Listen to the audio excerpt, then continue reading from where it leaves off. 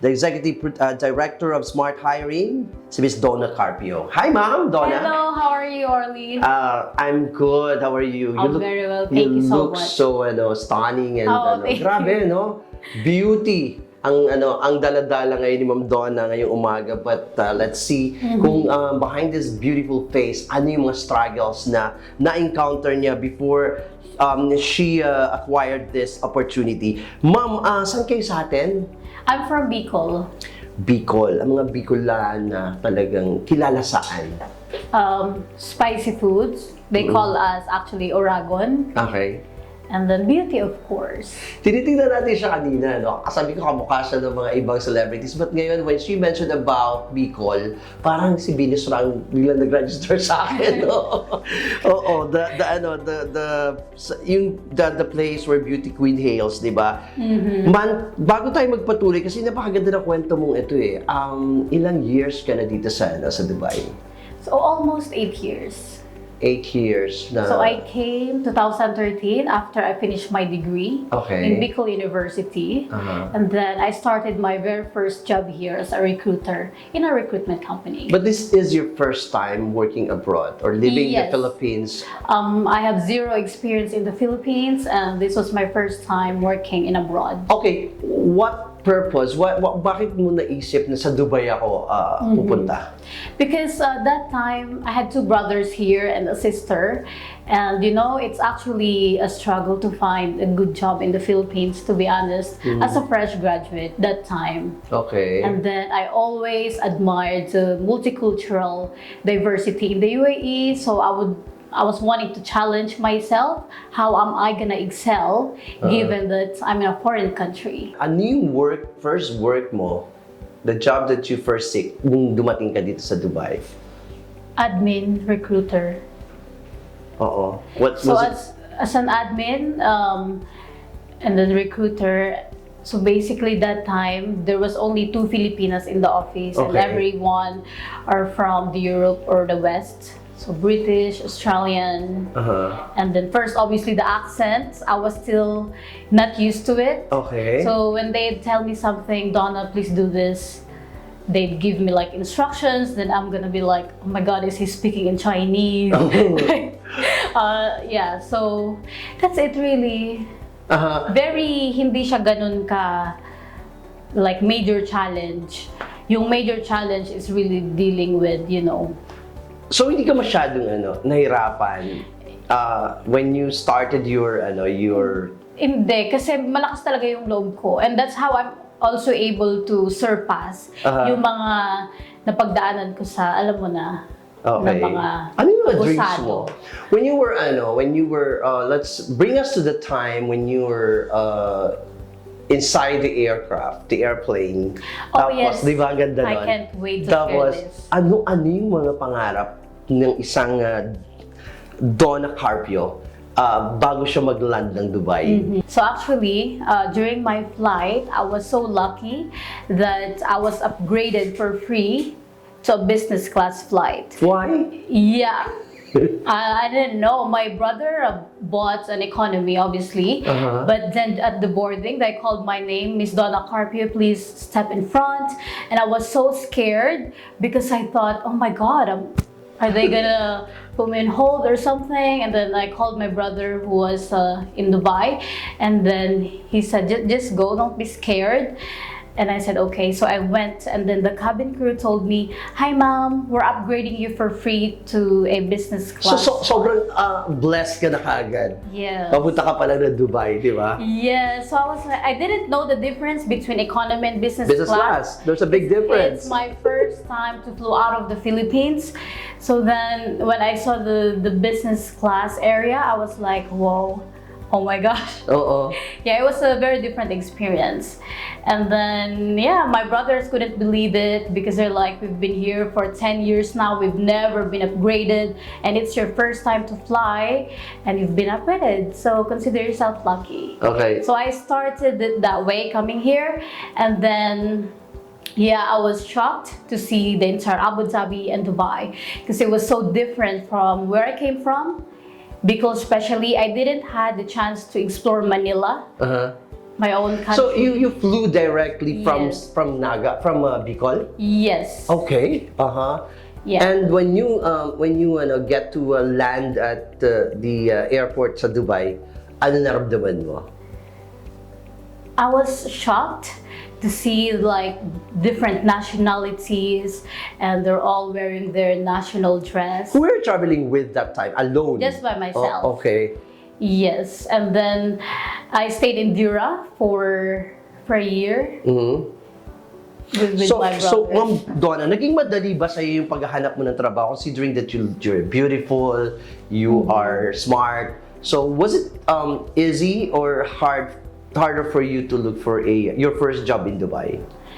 Well, to be honest, I didn't have any issue looking for a job. So the struggle was, or what I found challenging was really familiarizing the entire Dubai.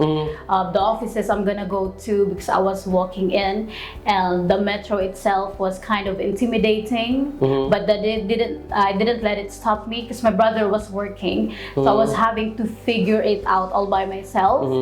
So I was doing walk-in interviews, and then I was getting offers. And then I found this recruitment company where I started as an admin, and then they saw my potential, that I love chatting, I love talking to people, I'm confident.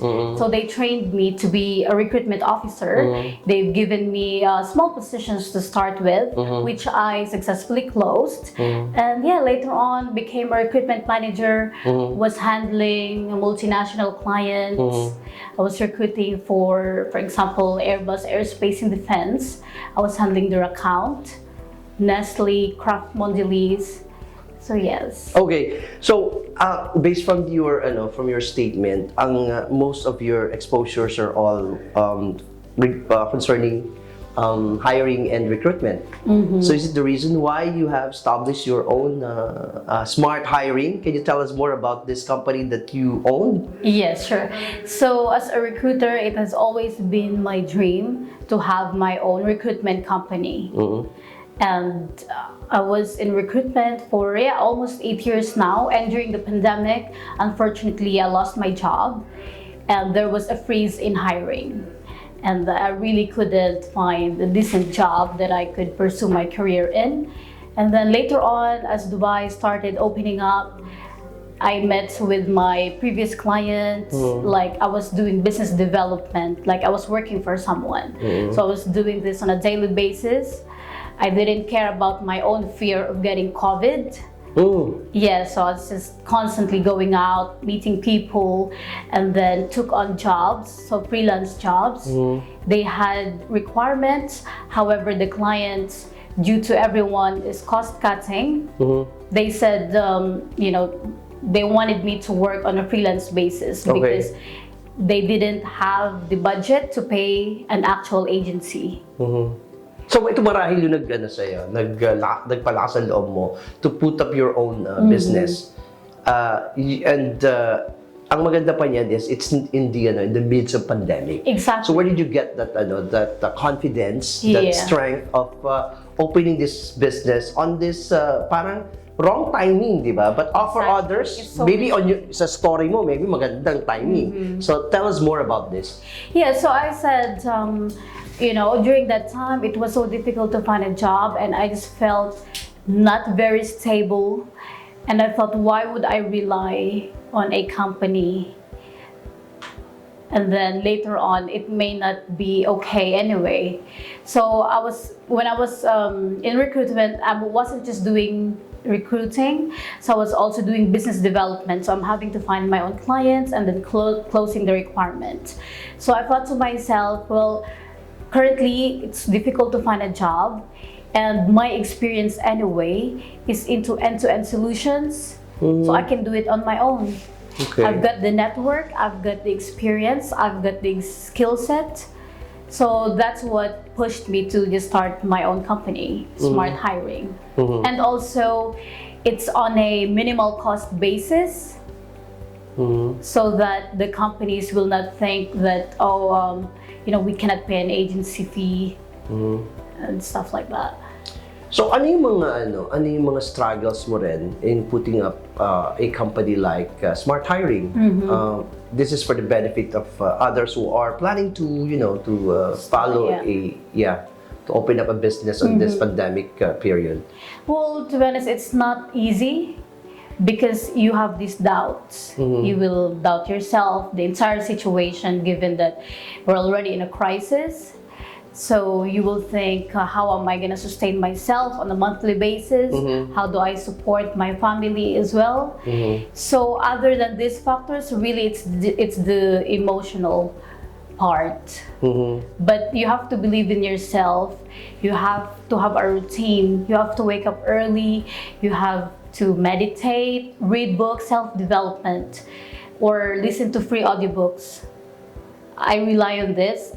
On my free time, I listen to self-help audiobooks and I meditate. I listen to affirmations. When I start to worry, especially before I go to bed, that's when you start thinking what's gonna happen next month, the next 6 months, how do I sustain myself, my family? Then I start listening to affirmations.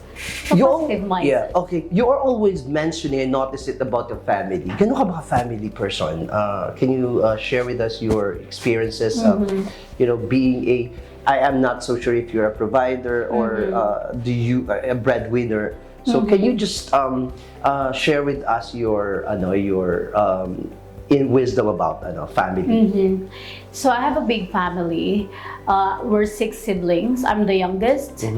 And my brother is in Abu Dhabi and I'm here in Dubai and the rest are in the Philippines.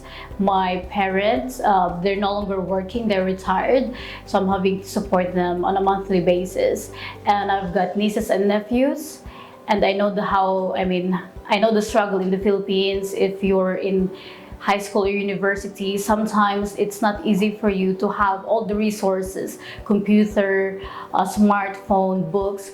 So I really do my best to be able to support my family or my nieces and nephews in their studies because I had that struggle before when I was in the university. I didn't have my own computer. I had to borrow from a friend or classmate to do my thesis.